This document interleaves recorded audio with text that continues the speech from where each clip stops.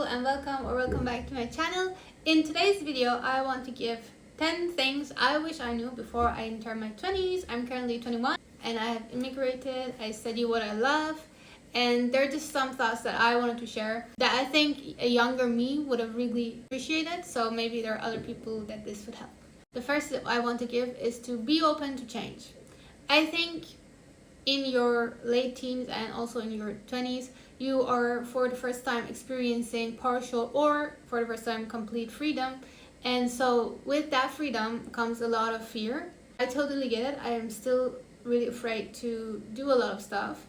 But the thing is, 80% of your regrets are for the things that you haven't done. So whenever you are contemplating if you should start something or not, always think that most likely if you don't do it, you're gonna regret it. So for example, me coloring my hair, right? I've been thinking about it since I was like 15 or so, right?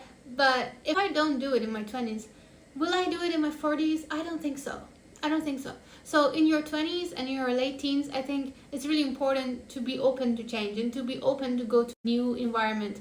I heard this from someone and they said, basically, if we think that a human lives on average 70 to 80 years old, and we put all of this in 24 hours, being at your 20, 21, 22, this is like 6 a.m. Being even younger, like being, I don't know, 15 or something, it's already like 5 or 4 a.m. So I think in our stage, it's really important to be open to change, right? And to be open to go to new environments, because you will never ever know what will happen if you just take a leap of faith.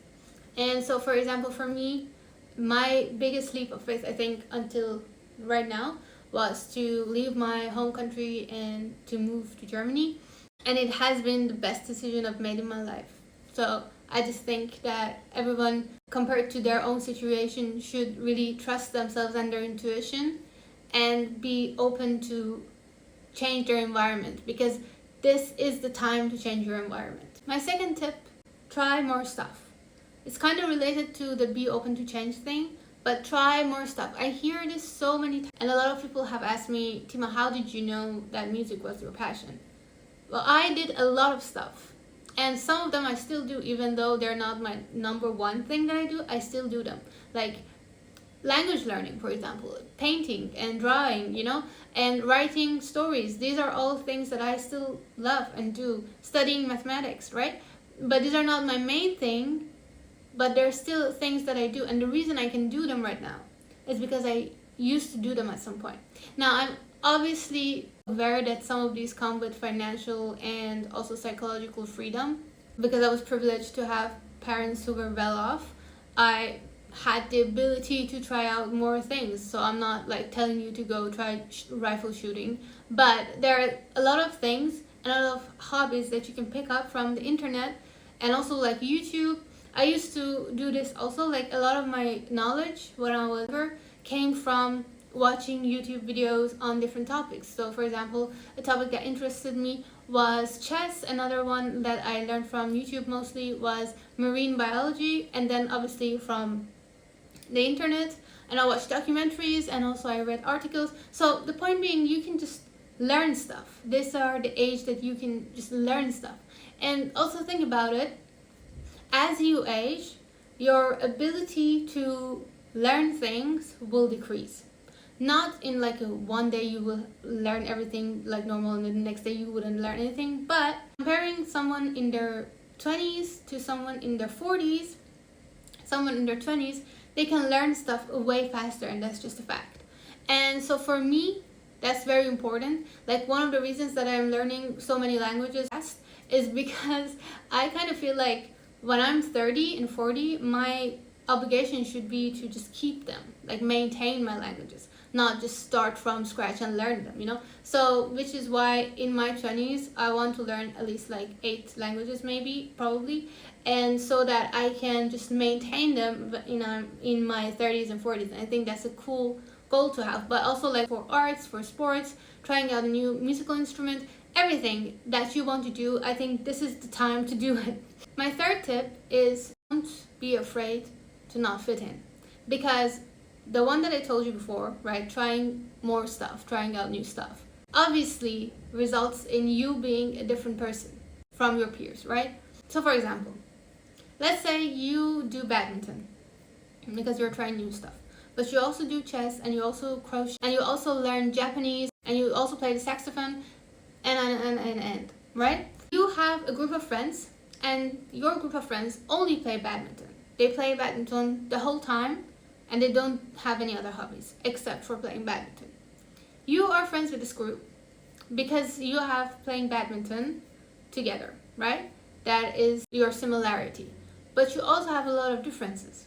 So if you feel like, also in school or in university, you feel like you're not really fitting into these groups of people who are only doing one thing with their life, that is a byproduct of you trying out new things and you being a more open-minded and well-rounded person. This is by no means to say that those people are wrong for just focusing on one thing. A lot of people do live like that. But if you decided that you want to enjoy and really experience life, and this is something that my mom always told me, and she said, think of life as a pomegranate, and you have to really squeeze the juice out of it and drink out of it as much as you can, especially when you're younger, right? So if you want to be that kind of person who is well-rounded, and a kind of person who knows a lot of stuff about a lot of different things and is good in a lot of different things, then naturally you wouldn't really fit in with groups of people that only have one thing that's similar with you. And also in the next group you would have the same problem. So you're kind of everywhere, but you don't belong anywhere. And that is the sad thing about it, the sad truth about it. But in my opinion, for me personally, I want to live a life I am satisfied and fulfilled with. And I will not be satisfied and fulfilled with if I don't reach my highest potential. These are the byproducts. So you should not be afraid to fit in. You should not change yourself, or you should not let go of some things and some aspects of your being just to fit in. Tip number 4 is related to tip number 3, and it is to don't put yourself in a box. Oh my god. The amount of times I have heard people telling me, Tima, you need to pick one thing. You can't just do everything. You will not be able to do everything. If you try to do everything, you will not do anything. Jack of all, master of none. By the way, they never tell you that the next line is still better than a master of one. I have been told multiple times throughout my life that I can't do 2 or more things together, and I need to focus on one thing and do that one thing. And this works for some people. Let me tell you, it really does work for some people, and I don't think that the people who are saying that want to be mean or want to do any harm to you. But also, people will always project their own cages and mental cages or actual capacities to you, and that's not the truth. You are not limited to the space that someone else defines for you. Right? Because I've been told multiple times, if you want to be a music producer, you can't be a singer. If you want to be a singer, you can't be a rapper. If you want to be a rapper, you can't be an actress. If you want to be an actress, you can't be a polyglot. If you want to be a polyglot, you can't. This takes a lot of time, that takes a lot of time. I can do it, so you can definitely not do it. But this is just nonsense. The only thing that limits you, actually limits you, is the 24 hours you have in a day. That's it, and that's all. Anything you can put into that 24 hours and you can do well. Anything you can do well, you are good at. Don't take people who tell you that you need to just follow one rule in one way and that's the only way you can succeed. Don't take their words for 100% certain. Some people are like that. I'm not saying everyone can do a lot of things, but the majority of people can succeed in multiple things. And the majority of people will succeed in multiple things if they just open their mental cages. Now, the next step is to not be afraid of failure. And it kind of weaves into the previous step. When you want to open a mental cage, there are 2 things you need to take care of. Number 1, if you have never stood up in your life, the first time that you stand up, you will fall down immediately. And then you will fall down again, and again, and again, and again. That's just how it is, because you don't have the muscles to stand up and to support yourself standing up yet. Failure is not defeat, and I've said this a lot of times, but just to summarize, defeat is when you accept failure and you don't try it again. failure is just part of the process. More on that, when you try to open your mental cage, like I said, one thing that really sets people back is the fear of failure. They will fail like 5 times, 6 times, and then they will not try again. This is also another problem. Another thing is a lot of people are scared of their shadows. Your shadow is basically your deepest, darkest thoughts, the most harmful to you and also sometimes to others. And people are really afraid of going to their mental basement and cleaning it up. Because if you want to break free, the key to breaking free from your mind is inside your mind. This is what you need to do in order to open your mental cage and be able to go out in the world and really experience life. Because I think it's so important to really taste life and experience it, and it's such a powerful energy, and when you experience it, you really find a new point of view towards life, and that's what I want to help you achieve. So get to know your shadow, get to know your deepest, darkest thoughts, and make peace with that. Make peace with every single thing that you are. I think it's very important to see what is holding you back and really going deep inside and figuring it out, like dissect the problems and see what is the reason for your greatest fears. So you're free and you're experiencing new stuff and you're experiencing life. Another thing that would happen is that not everyone that you love can come with you, because not everyone will decide that they want to live life. Some people just want to get by. Unfortunately, the majority of people will experience. But if you are in this video and you're watching, I think you know you want to change something. But a hard part and a harsh truth of that is that not everyone else wants to change with you. So you would need to let them live their life. I am guilty of this a lot.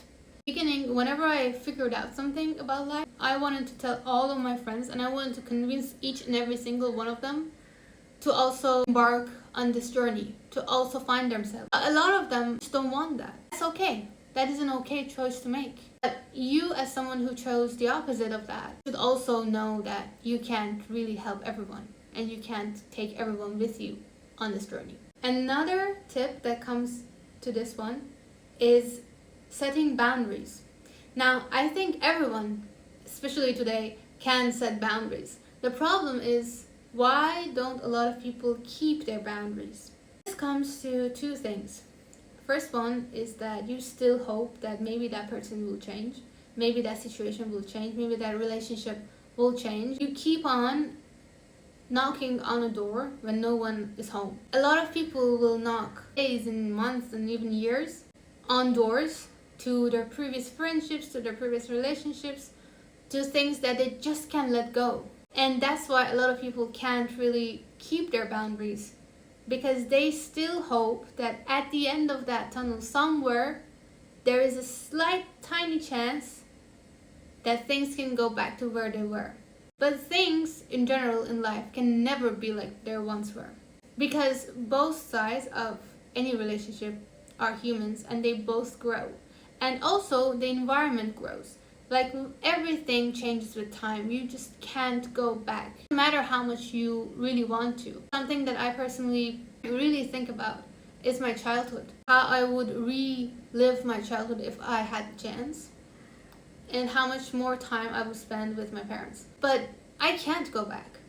If I go back to my home right now today, my parents are there and I am there, but I have changed, my parents have changed, and the environment has changed. You can't live the experience you already lived again. You just need to learn from it and grow. And the second one, this is relationships, but also like financial relationships. A really important thing is to price yourself and to value yourself based on what you know worth is. This is usually higher than the price that you are putting out, and this is usually also higher than the price that a lot of people expect from you. But this is such an important thing. There is nuance to this. If you don't have the financial capability and you don't have any other choice other than taking whatever price is offered to you as a temporary option, that is okay, obviously. People who don't value your time as much as you are worth, jobs that don't value your time as much as you're worth. Anything in this world that doesn't value your time as much as you're worth should either be a temporary option or straight off not an option. Because your greatest advantage in this stage of life is your time. Your time and your energy are your biggest factors in like your late teens and early 20s, and also in your 20s generally. Because you are young and you are capable. However, you should value that time and energy so correspond to the amount of money that you're asking for your time. So maybe you are like, okay, I know my worth and I value myself at, for example, 400 euros per hour, but no one's going to pay me that. This is not financial advice, this is just what I think and how I see the world. What things can you do to change that?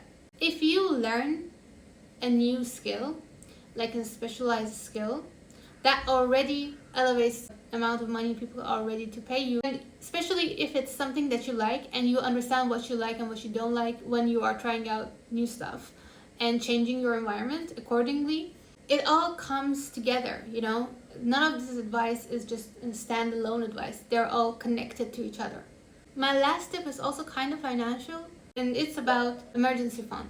Now, what is an emergency fund? Emergency fund is basically the money that you need for, like for me, it's just 1 month, but depends on you. And when later I make more money, I will have it for a longer period of time. But it's the money that you need for 1 month to pay your rent and pay for your food and pay for your any exceptional out of the blue costs. And when you save towards that and you save towards your emergency fund, and maybe it would be hard and it's really slow to build up. Like I built up my emergency fund of 1,000 something euro in the span of 10 months. So it was not easy. But when you build up that money, you are always certain that if the world comes crashing down, you still have 1 month to figure it out, right? And I started building this fund the first time that because of the war, I was disconnected from my parents and I couldn't talk to them. That point was when I figured out, okay, I need to have my own separate money, at least 4 months, in case anything on this earth happens. And the time that we are living in, a lot of things happen every single day, and none of them make sense. So I think a fund for your peace of mind is so important, especially today. Maybe right now you're starting out, you only have your emergency fund for a week, but still it gives you a buffer of a week, of a month, of 2 months that you can figure things out. And this financial buffer, this gap, allows you to change your environment, allows you to try new stuff, allows you to not be so afraid of, because you know you have something to fall back on. So yeah, these are my 10 and things that I learned in my 21 years of life. And I hope it helps you, and I hope you learn something from this. See you tomorrow. Love you. Bye bye.